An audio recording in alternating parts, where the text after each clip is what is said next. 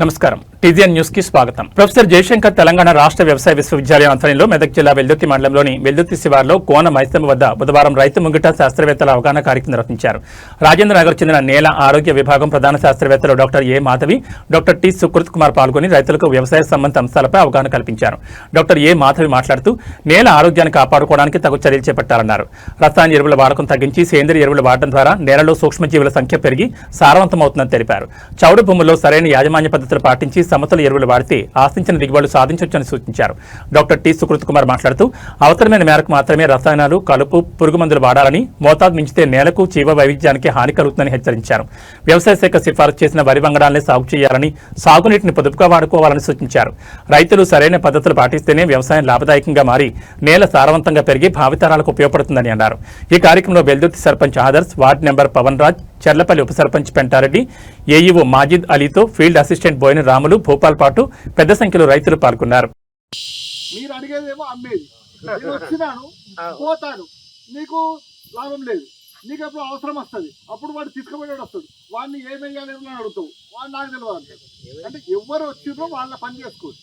నేను చెప్పేది మిమ్మల్ని అడ్డున్నది కాదు, నాకు తెలిసింది నేను చెప్తాను కాబట్టి మమ్మల్ని ఉపయోగించుకోండి అంతే. ఇంత దూరంకి వెళ్ళి హైదరాబాద్కి వెళ్ళి వచ్చినాము, ఏదో చెప్పడానికి వచ్చినాము కాబట్టి మీరు తెలుసుకోండి. తెలుసు ఒక యూరియా బస్సు తక్కువ చేసింది అనుకుందాం ఎగ్జాంపుల్, అంటే ఒక 300 రూపాయలు తక్కువ.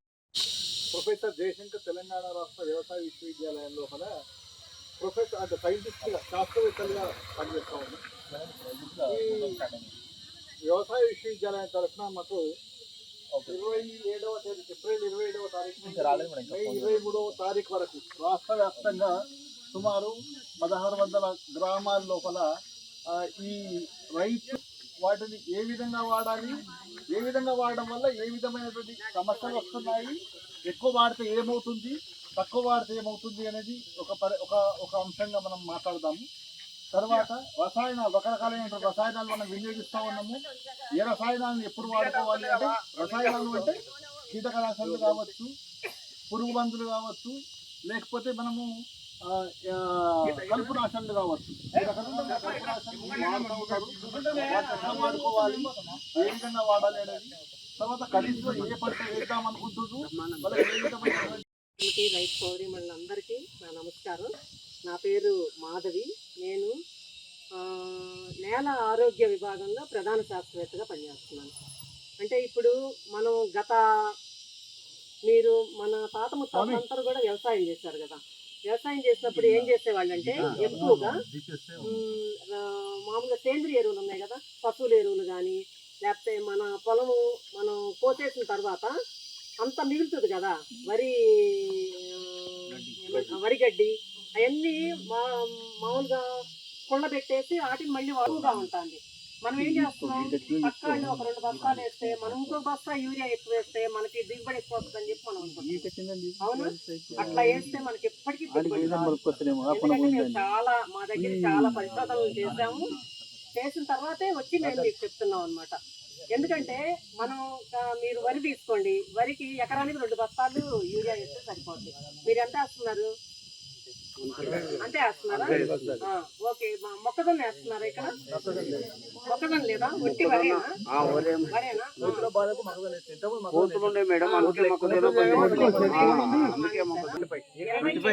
ఎకరాకి 20 బస్తాలు 25 వస్తాయి మేడం, ఎకరాకి 25 వస్తున్నాయి. 20 నుంచి 25 వరకు. 20 నుంచి 25 సరే. మీరు డిఏపి ఎంత వేస్తున్నారు, ఎన్ని బస్తాలు వేస్తున్నారు ఎకరానికి? 2 బస్తాలు వేస్తున్నారా డిఏపి? పొటాష్ అసలు వేయటం లేదా? రైతు సోదరి మనందరికీ నా నమస్కారం. నా పేరు మాధవి. నేను నేల ఆరోగ్య విభాగంలో ప్రధాన శాస్త్రవేత్తగా పనిచేస్తున్నాను. అంటే ఇప్పుడు మనం మన తాత ముత్తాతలందరూ కూడా వ్యవసాయం చేశారు కదా. వ్యవసాయం చేసినప్పుడు ఏం చేసేవాళ్ళు అంటే ఎక్కువగా మామూలుగా సేంద్రియ ఎరువులు ఉన్నాయి కదా, పశువుల ఎరువులు కానీ, లేకపోతే మన పొలము మనం కోసేసిన తర్వాత అంత మిగిలితే మనకి యూరియా, డిఏపి, పొటాష్ ఇవి ఎక్కువ వాడుతూ ఉన్నాము.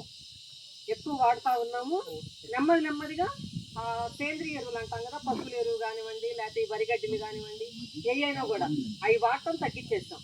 అవును, అట్లా తగ్గించడం వలన ఏమైందంటే మనకి నేలల్లో మనం పంటకి అయితే అందించాలనుకుంటామో ఈ యూరియాకి సంబంధించిన కానీ డిఏపి సంబంధించిన పోషకాలు అవి పంటకి అందట్లేదు అనమాట. ఒకటేమో చాలా ఎక్కువగా ఉంటుంది నేలల్లో, ఒకటేమో చాలా తక్కువగా ఉంటుంది.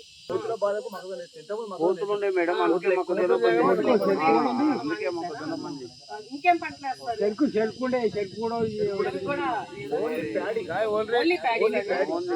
సరే, అటైతే మీకు ఎంత వస్తుంది దిగుబడి వరిలో? ఎకరానికి ఎంత వస్తుంది? 25 వస్తుంది మేడం. 20 వస్తుంది మేడం. 20 వస్తుంది మేడం. 25 ఎకరాకి 20 దాకా 20 బస్తాలా? క్వింటాల్ వస్తాయి. 20 క్వింటాళ్ళు. 25 రేట్ ఎక్కువయ్యి తక్కువ వేస్తున్నారు. అయితే ఇప్పుడు మనం తెలుసుకోవాల్సింది ఏంటంటే, మనం ముఖ్యంగా ఇప్పుడు ఈ ప్రస్తుత పరిస్థితుల్లో మీరందరూ బోర్ నీళ్ళేనా? 83 బోర్ నీళ్ళే కదా? 155 చెరువులు బోర్లు ఉన్నాయి. మీకు ఎవరికన్నా చౌడు ఉందా? నెలకు కూడా ఆ నీళ్ళు అయ్యి ఇంకవు. ఇంకిన తర్వాత మన నేలంతా రాయిలాగా అయిపోతుంది. ఉందా ఆ నల్లచౌడు ఉందా మీ దగ్గర? అయితే ఇప్పుడు మనం తెలుసుకోవాల్సింది ఏంటంటే, ఎప్పుడైతే చౌడు పొటాష్ వేసినా మీరు ఎంత కష్టపడి చేసినా కూడా చౌడు ఉంటే మాత్రం మనకి అనుకున్న దిగుబడి అయితే మనకి రాదు. అయితే ఇప్పుడు నీకు దగ్గరలో గనక మీ ఏఈఓ గారికి, మీ సార్ ఉన్నారు కదా, మీరు భూసార పరీక్ష చేయించుకొని ఎన్ని సంవత్సరాలు అయింది మీ పొలాల్లో?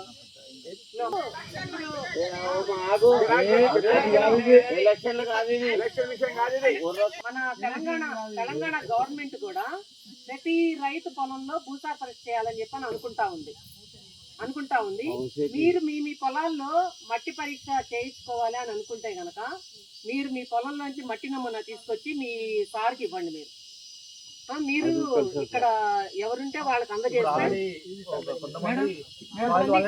ఒక్కొక్క విలేజ్ ఒక డేట్ ఇచ్చి ఆ రోజు విజిట్ చేస్తే ఫార్మర్స్ అంతా మట్టి నమూనా ఒక దగ్గర పెట్టుకుంటారు. అంటే అక్కడ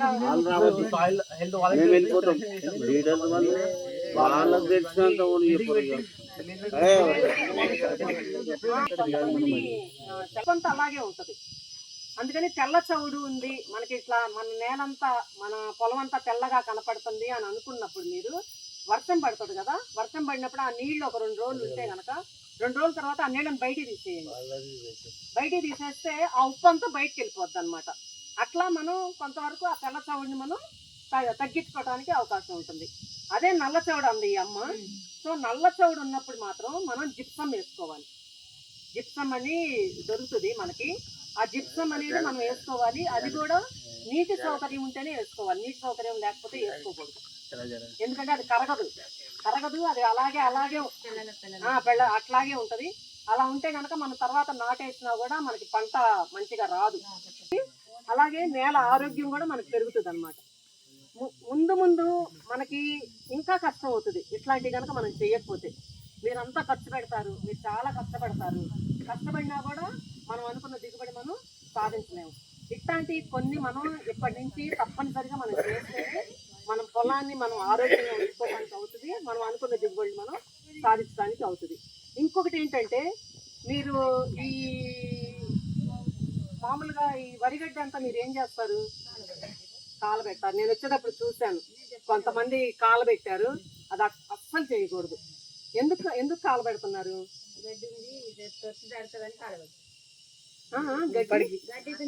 సిద్దిపేట జిల్లా కోహెడ మండలం బస్వాపూర్లోని ధాన్యం కొనుగోలు కేంద్రాన్ని మంత్రి పొన్నం ప్రభాకర్ ఆకస్మికంగా పరిశీలించారు.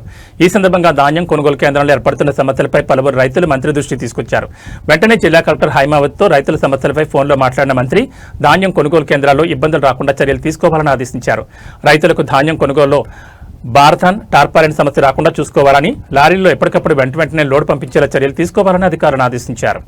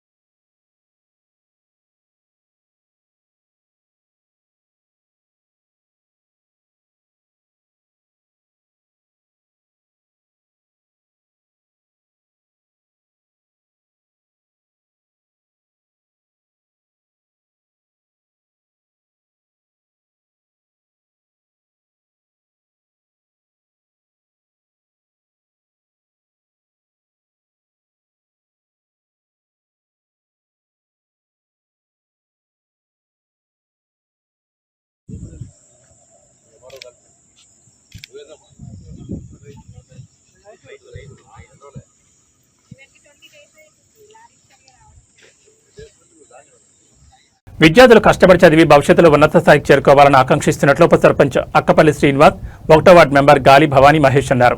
బుధవారం నర్సాపూర్ మండలం తుజాల్పూర్ గ్రామంలో 10వ తరగతి పరీక్షా ఫలితాల్లో విద్యార్థులను ఉప సర్పంచ్ శ్రీనివాస్ ఘనంగా సన్మానించి అభినందనలు తెలిపారు. ఈ సందర్భంగా వారు మాట్లాడుతూ విద్యార్థులు కష్టపడి చదివి భవిష్యత్తులో ఉన్నత స్థాయికి చేరుకోవాలని ఆకాంక్షిస్తున్నట్టు తెలిపారు.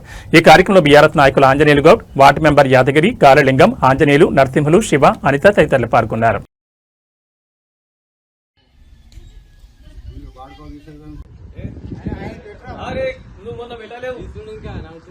సంగారెడ్డి జిల్లా రామచంద్రాపురం పట్టణంలో డ్రైనేజ్ సమస్యలు రోజురోజుకు తీవ్రమవుతున్నాయి. పారిశుద్ధ్య సిబ్బందిపై లంచాల ఆరోపణలు వినిపిస్తున్నాయి.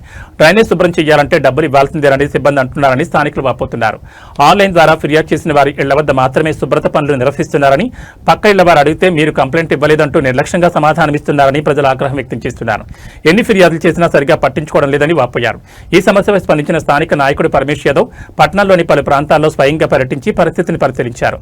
అనంతరం సంబంధిత సిబ్బందిని ప్రశ్నించగా తగిన సిబ్బంది, వాహనాల కొరత ఉందని సిబ్బంది తెలిపారు. ఈ సందర్భంగా పరమేశ్ యాదవ్ మాట్లాడుతూ గతంలో పారిశుద్ధ్య వ్యవస్థ క్రమంగా పనిచేసేదని, ప్రస్తుతం సిబ్బంది కొరతతో పాటు అవినీతి పెరగడం వల్ల పరిస్థితి దిగజారిందని విమర్శించారు. అభివృద్ధి చెందుతున్న నగరంలో ఎలాంటి సమస్యలు కొనసాగడం దురదృష్టకరమని, అధికారులు తక్షణమే స్పందించి సమస్యలను పరిష్కరించాలని ఆయన డిమాండ్ చేశారు. లేని పక్షంలో ప్రజలతో కలిసి కార్యాలయం ఎదుట ధర్నా చేపడతామని హెచ్చరించారు.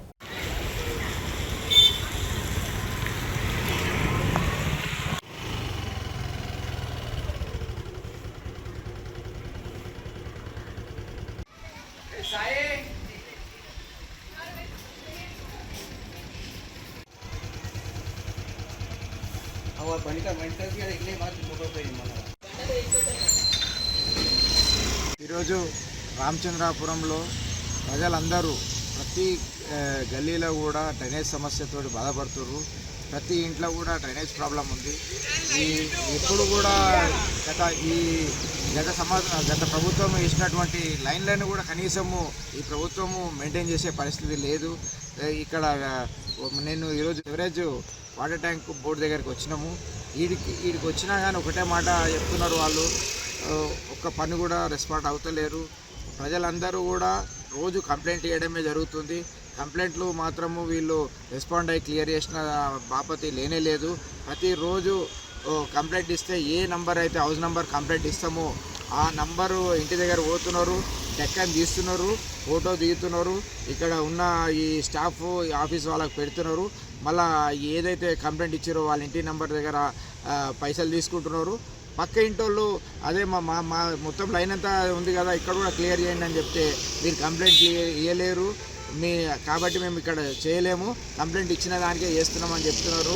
ప్రతి ఇంటి దగ్గర కూడా పోయి మొత్తం పైసా వసూలు పనిచేస్తున్నారు. గత ప్రభుత్వం వేసిన లైన్లు కూడా వీళ్ళు మెయింటైన్ చేసే పరిస్థితి లేదు. ఎందుకంటే అంతకుముందు ప్రభుత్వంలో ఏటెక్ గల్ఫర్ 2 బండ్లు ఉంటుండే. ఇప్పుడు ఈ ప్రభుత్వం వచ్చిన తర్వాత కనీసము మెయింటెనెన్స్ చేసే సోయి కూడా లేదు వాళ్ళకి. ఇప్పుడు ఇక్కడ రామచంద్రాపురము ఏదైతే ఈ సివరేజ్ బోర్డులో 2 బండ్ల బదులు పోయిన నెల నుంచి వాళ్ళ టెండర్ అయిపోయింది. టెండర్ అయిపోయినా కానీ వాళ్ళకు మళ్ళా తీసుకోలేరు. పోయిన నెల నుంచి కొత్త ఎవరైనా కానీ టెండర్ అయిపోతుంది, బండి క్లియర్ అయిపోతుంది అంటే ప్లాంట్కి ఇబ్బంది కావద్దు, వాటర్కి అది ప్రాబ్లంలో క్లియర్ కావద్దు, పబ్లిక్ క్లియర్ కావద్దు అనే ఒక మంచి ఆలోచనతోటి ఉన్న అధికారులు కూడా పట్టించుకోకుండా కనీసం దానికి టెండర్ చేయకుండా మొత్తము జిహెచ్ఎంసీ వ్యవస్థలోనే ఆ టెండర్లు మొత్తం కూడా లేట్ చేయడం జరిగింది. ఒక నెల రోజుల పాటు మొత్తము ఏ బండి కూడా పనిచేయకపోతే ప్రాబ్లం అనేది కూడా సివియర్గా జరిగిపోతాయి, ప్రాబ్లంలు క్లియర్గా ఎక్కువైతాయి. అప్పటి నుంచి ఇప్పటి వరకు కూడా ఈడ ప్రాబ్లంలు క్లియర్ అయితే లేవు. మనము వాడ తిరిగినాము, ప్రతి వాడలో కూడా ప్రతి గల్లీలో కూడా డ్రైనేజ్ ప్రాబ్లం ఉంది. మళ్ళీ ఈ డ్రైనేజ్ ప్రాబ్లంతో పాటు వాళ్ళకు వాటర్లో మిక్స్ అయిపోయి డ్రింకింగ్ వాటర్లో కూడా పొల్యూషన్ ఉంది. కనీసము ఇప్పుడు ఈ వాటర్ ట్యాంక్ ఎదురుగా ఉన్నటువంటి లైన్లో severe water problem, pollution problem ఉన్నది.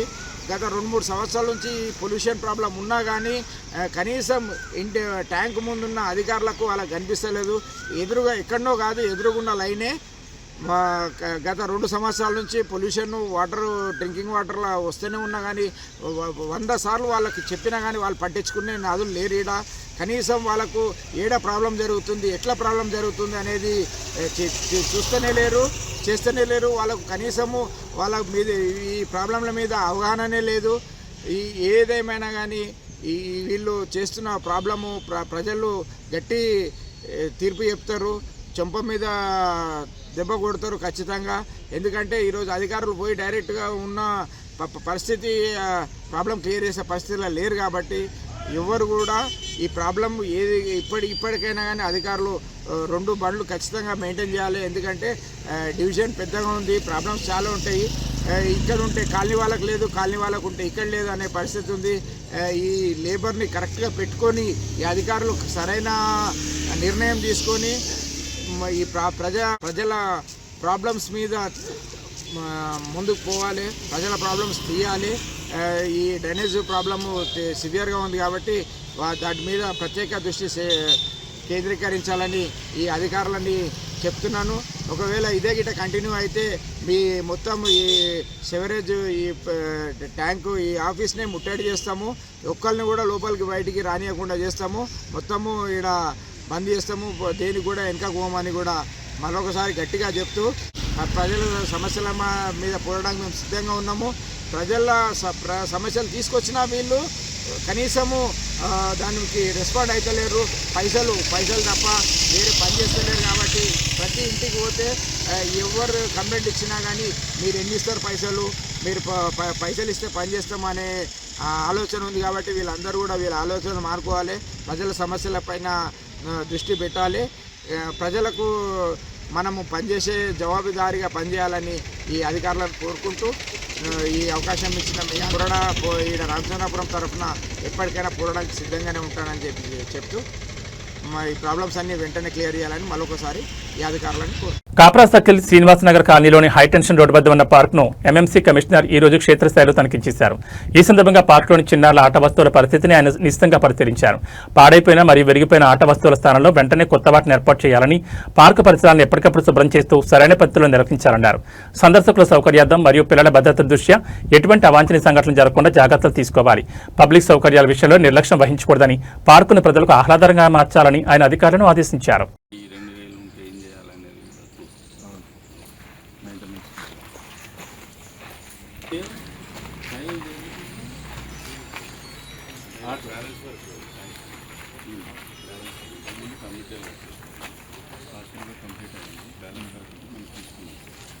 సో ఈ కమ్యూనిటీకి అన్నిటికీ వీళ్ళు వాడుకుంటారు.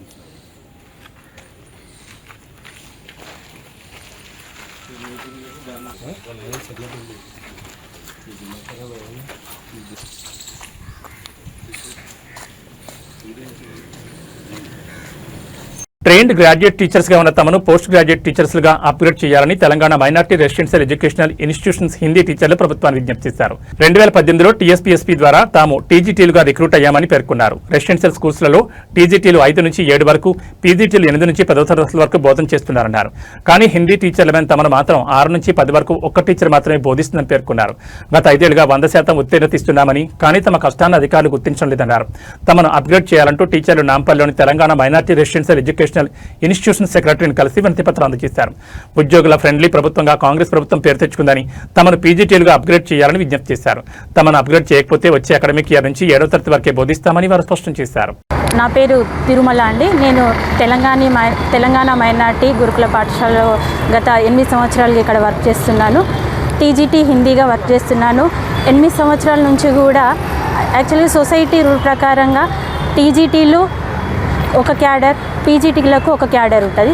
కానీ 8 సంవత్సరాల నుంచి కూడా మాకు మైనార్టీలో మేము టీజీటీగా ఉండి కూడా 6th నుంచి 10వ తరగతి వరకు కూడా మేమే డీల్ చేస్తున్నాము. అందులో కూడా 100% మేము రిజల్ట్ ఇస్తున్నాము సింగిల్ టీచర్గా ఉండి. కానీ ప్రతి సబ్జెక్టుకి ఇదే స్ట్రెంత్ 2-3 టీచర్లతోని వాళ్ళకు 10th, 5th, 6th, 7th, 8th, 9th, 10th deal చేస్తున్నారు. ఒక టీచర్గా ఉండి మేము టీజీటీగానే యాక్చువల్గా 10th డీల్ చేయాలంటే పీజీటీ క్యాడర్గా ఉండాలి. లేకున్నా కూడా మేము టీజీటీ క్యాడర్లోనే ఉండి 10వ తరగతి డీల్ చేస్తున్నాము. ఇకనైనా ఈ కాంగ్రెస్ ప్రభుత్వం మాకు ఫ్రెండ్లీ ప్రభుత్వంగా తెలుసు. మా సెక్రటరీ గారు మరియు మన ఈ కాంగ్రెస్ ప్రభుత్వం మాకు న్యాయం చేయాలని కోరుకుంటున్నాము. మేము మా క్యాడర్ ప్రకారంగా మాకు ఏ విధంగా అయితే మేము రిక్రూట్ అయ్యామో టీజీటీగా 5th నుంచి 7th వరకు డీల్ చేస్తామండి. మేము ఇది కూడా రిక్వెస్ట్గానే అడుగుతున్నాం సార్ని. సార్ వల్ల కాకుంటే మాత్రం మేము ఈ సంవత్సరం నుంచి మేము 8th, 9th, 10th చెప్పబోమని మేము కోరుకుంటున్నాం. తెలంగాణ మైనార్టీ రెసిడెన్షియల్ ఎడ్యుకేషన్ ఇన్స్టిట్యూషన్లో టీజీటీ హిందీగా వర్క్ చేస్తున్నాను. మేము 2018లో టీఎస్పీఎస్సీ రిక్రూట్మెంట్ ద్వారా ఇందులో జాయిన్ అయ్యాము.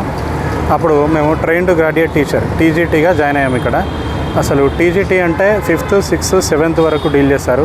Next PGT post graduate teacher 8th, 9th, 10th. కొన్ని మోడల్ స్కూల్స్లో అయితే ఇంటర్మీడియట్ కూడా డీల్ చేస్తుంటారు. మా దగ్గర జేఎల్స్ ఉన్నారు కాబట్టి 10th వరకు డీల్ చేస్తున్నారు పీజీటీస్. కానీ మా ఒక సబ్జెక్ట్ హిందీ సబ్జెక్ట్కి వచ్చేసరికి ఏంటంటే 6th నుంచి 10th వరకు 6 నుంచి 10వ తరగతి వరకు కూడా ఒక టీజీటీయే హ్యాండిల్ చేస్తున్నాం. ఇప్పుడున్న 205 స్కూళ్ళలో కూడా ఒకే టీచర్తో హిందీ సబ్జెక్టు చెప్పబడుతుంది. అదే వేరే సబ్జెక్ట్కి వచ్చేసరికి టీజీటీ వేరు ఉంది, పీజీటీ వేరు సబ్జెక్ట్ ఉంది. కొన్ని సబ్జెక్టులకు అయితే 2 పీజీటీలతో కూడా హ్యాండిల్ చేస్తున్నారు. మేము ఒక టీజీటీ ఒక సబ్జెక్ట్లో ఒక టీజీటీ హ్యాండిల్ చేస్తూ కూడా గత 5 సంవత్సరాల నుంచి 100% రిజల్ట్ ఇస్తున్నాము. సో మాకు ఈ కష్టాన్ని చూసి మా సెక్రటరీ గారు మమ్మల్ని కనీసం అప్గ్రేడ్ చేయాలి పీజీటీగా అని చెప్పి ఇప్పటికీ చాలాసార్లు లెటర్స్ ఇవ్వడం జరిగింది. సెక్రటరీ మారుతున్నారు కానీ మాకైతే ఎటువంటి రిజల్ట్ రాలేదు ఇప్పటివరకు. ఇప్పుడు కూడా మళ్ళీ మాకు పాత సెక్రటరీ గారు వచ్చారు. అండ్ ఇప్పుడున్న government Congress government employee friendly government అని చెప్పుకుంటాం కాబట్టి ఇప్పుడన్నా మాకు అప్గ్రేడేషన్ ఇవ్వండి అని చెప్పి కోరుతున్నాం. ఇప్పటికి చాలాసార్లు ఇచ్చాము. ఇప్పుడు కూడా మళ్ళీ రిప్రజెంటేషన్ ఇవ్వడానికి వచ్చాము. అండ్ దీంతోపాటు ఇప్పుడు ఇంకొక నెల అయితే కొత్త అకాడమిక్ ఇయర్ స్టార్ట్ అవుతుంది. ఒక టీజీటీగా మేము ఏ క్లాసులో అయితే డీల్ చేయాలో అక్కడ వరకే డీల్ చేద్దామని నిర్ణయించుకున్నాము. ఇదే విషయాన్ని మా సెక్రటరీ గారికి చెప్పుకుందామని అందరం కలిసి వచ్చాము. సంగారెడ్డి జిల్లా అడిషనల్ కలెక్టర్గా టీఎల్ సంగీత బుధవారం బాధ్యతలు స్వీకరించారు. ఈ సందర్భంగా కలెక్టరేట్ కార్యాలయం అధికారులు, సిబ్బంది ఆమెకు స్వాగతం పలికారు. బాధ్యతలు స్వీకరించిన అనంతరం రెవెన్యూ శాఖ అధికారులు ఆమెను మర్యాదపూర్వకంగా కలిసి పుష్పగుచ్చాలు అందజేసి శుభాకాంక్షలు తెలిపారు. ఈ సందర్భంగా అధికారులతో ఆమె సన్నిహితంగా పరిచయం చేసుకున్నారు. అడిషనల్ కలెక్టర్గా జిల్లా అభివృద్ధి, రెవెన్యూ పరిపాలనను మరింత సమర్థవంతంగా ముందుకు తీసుకెళ్లేందుకు కృషి చేస్తారని టీఎల్ సంగీత్ తెలిపారు.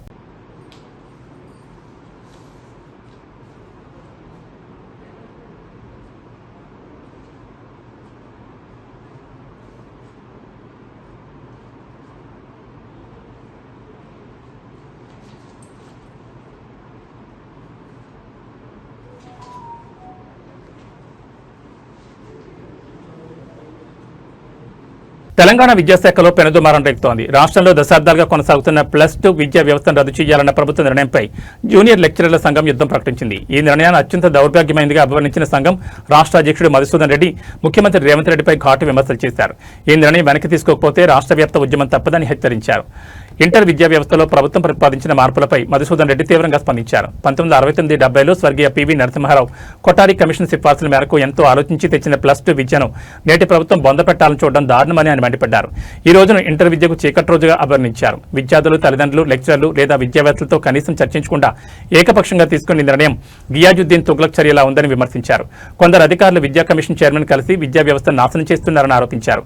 ముఖ్యమంత్రి రేవంత్ రెడ్డి తీసుకున్న ఈ నిర్ణయంతోనే కాంగ్రెస్ పతనం ప్రారంభమైందని మధుసూదన్ రెడ్డి జోస్యం చెప్పారు. పాఠశాల విద్య కంటే మెరుగైన ఫలితాలు ఇస్తున్న ఇంటర్ వ్యవస్థను విస్మరించడం ప్రభుత్వ అవివేకమని ధ్వజమెత్తారు. ఈ నిర్ణయాన్ని ప్రభుత్వం వెంటనే ఉపసంహరించుకోవాలని, లేని పక్షంలో రేవంత్ రెడ్డిని గద్దించే వరకు తమ పోరాటం ఆగదని స్పష్టం చేశారు. రాష్ట్ర వ్యాప్తంగా భారీ ఎత్తున ఆందోళన చేపడతామని హెచ్చరించారు. ఇంటర్ లెక్చరర్ల ఆగ్రహంతో విద్యాశాఖలో ఉత్కంఠ నెలకొంది. మరి ఈ విమర్శలపై ప్రభుత్వం ఎలా స్పందిస్తుందో, విద్యా వ్యవస్థలో ఎలాంటి మార్పులు రాబోతున్నాయో వేచి చూడాలి. ఇంటర్మీడియట్ విద్యకు ఈరోజు ఒక దుర్దినము. 1969-70 విద్యా సంవత్సరంలో ఈ రాష్ట్రంలో అప్పుడు ఉన్నటువంటి విద్యా వ్యవస్థల్లోని లోపాలను సరిదిద్దడానికి స్వర్గీయ పివి నరసింహారావు గారు ప్రతిపాదించి ప్రారంభించినటువంటి కుటారి కమిషన్ సిఫారసుల మేరకు ఈ రాష్ట్రంలో ఏర్పడినటువంటి +2 విద్యను పూర్తిగా రద్దు చేయాలనేటటువంటి నిర్ణయం ఈరోజు రాష్ట్ర ప్రభుత్వం తీసుకోవడం అనేటటువంటిది అత్యంత దౌర్భాగ్యకరమైనటువంటి దినంగా నేను భావిస్తున్నాను. ముఖ్యంగా ముఖ్యమంత్రి గారిని అధికారులు తప్పుతవ పట్టించారా? ఈరోజు ఈ రాష్ట్రంలోని అధికారులు మాజీ ఐఏఎస్ అధికారి అయినటువంటి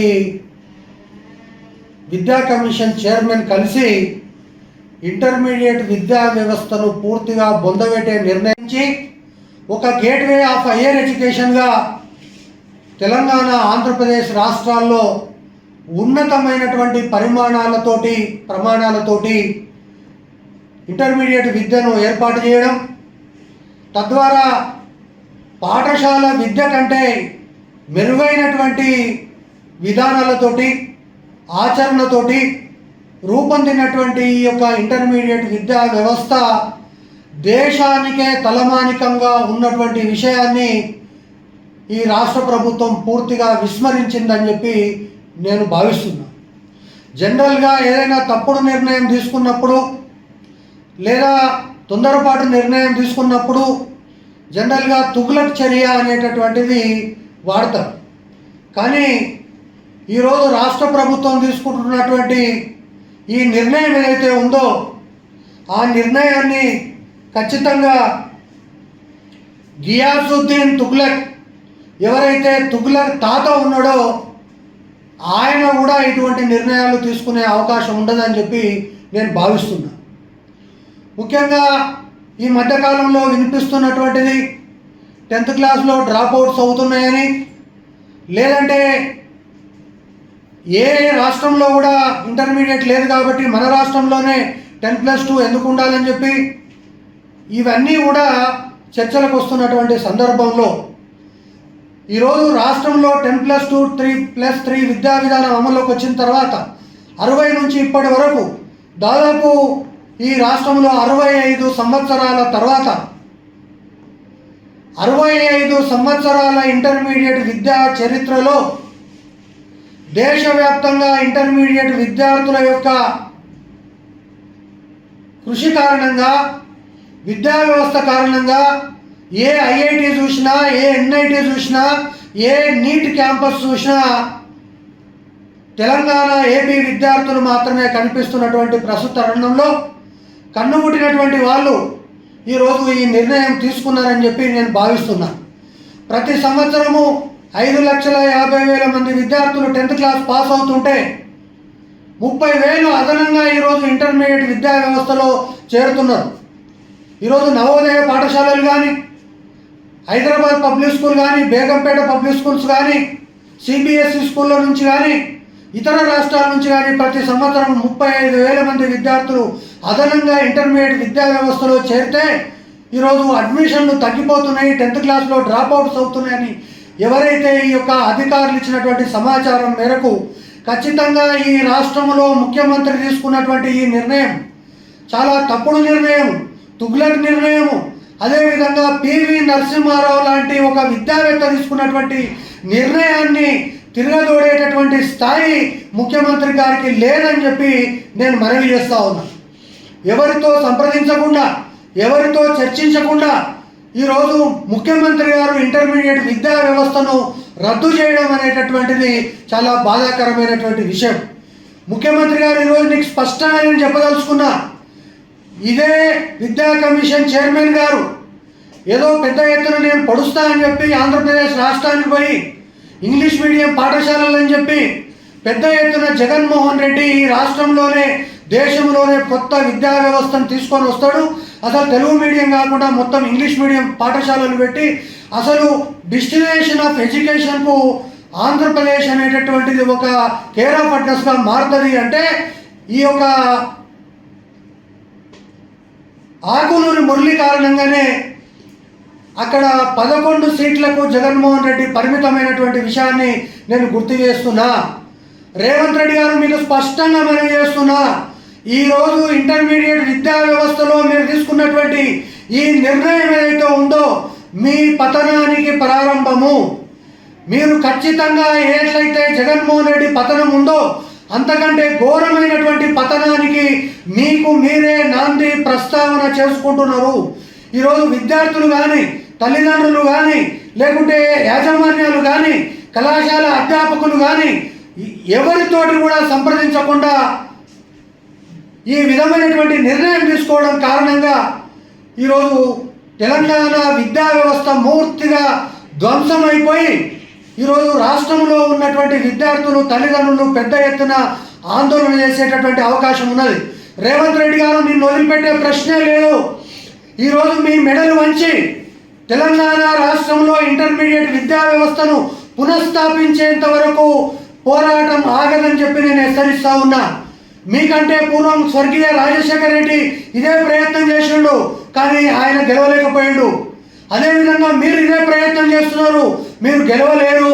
ఈరోజు రాష్ట్రంలో ఉన్నటువంటి లక్షలాది మంది విద్యార్థులు జాతీయ స్థాయిలో ఉన్నత ప్రమాణాలతోటి ఏ ఐఐటి చూసినా, ఏ ఎన్ఐటి చూసినా, ఏ నీట్ క్యాంపస్ చూసినా తెలంగాణ రాష్ట్ర విద్యార్థులు ఉన్నటువంటి పరిస్థితుల్లో మీరు అధికారులను తప్పుతో పట్టించారా, లేక అధికారులు మిమ్మల్ని తప్పుతో పట్టించారో తెలియదు, కానీ ఇంటర్మీడియట్ జోలికి వస్తే ఖబర్దార్ అని హెచ్చరిస్తా ఉన్నా.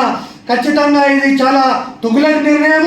తక్షణం ఈ నిర్ణయాన్ని వెనుకకు తీసుకోవాలని చెప్పి నేను కోరుతా ఉన్నా. ఇవి బులెటిన్ విశేషాలు. నమస్కారం.